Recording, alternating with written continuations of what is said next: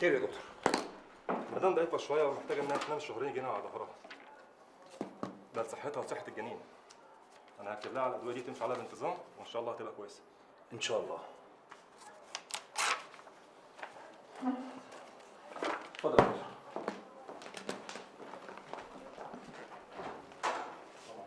دكتور شكرا جدا. مع السلامه.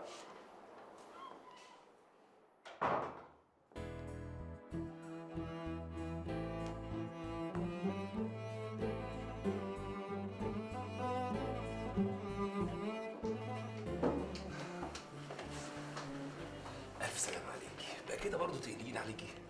حقك عليا يا اخويا، حقك عليا. النبي كان غصب عني. بعد ايه بقى؟ والله العظيم ده انا قلبي وقع مني وانت بتقع قدام عينيا. سلامة قلبك يا اخويا. ماما اعمل لك كوبايه ليمون. ليمون ايه؟ اهدي بس. انت من هنا ورايح مش هتسيب السرير خالص. ومين هيعمل شغل البيت ولا ياخد باله منك؟ خد بالك مني وانا عيل صغير ولا حاجه.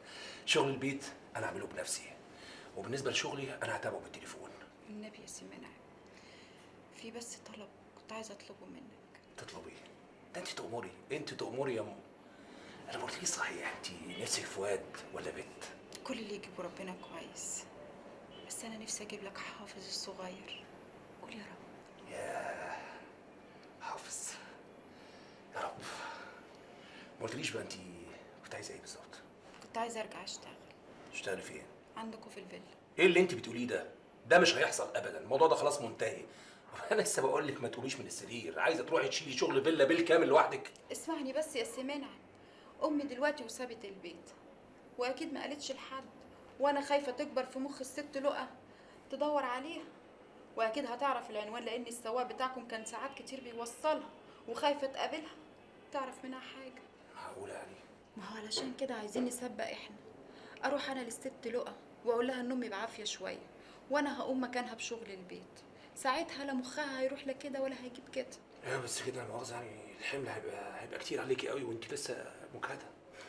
ما تقلقش عليا يا سي منى، انا هبقى كويسه، المهم ما يبقاش في مشاكل عندكم في البيت بسببي. طب اقول لك ايه، ما تريحي لي يومين بس كده في الاول. لا مفيش وقت، كلها بكره ولا بعده بالكتير واكون هناك. خلاص خليها بعد بكره، اكون شميت نفسك شويه. هقول لك ايه، على عيني والله. تسلم عينك يا سي منى.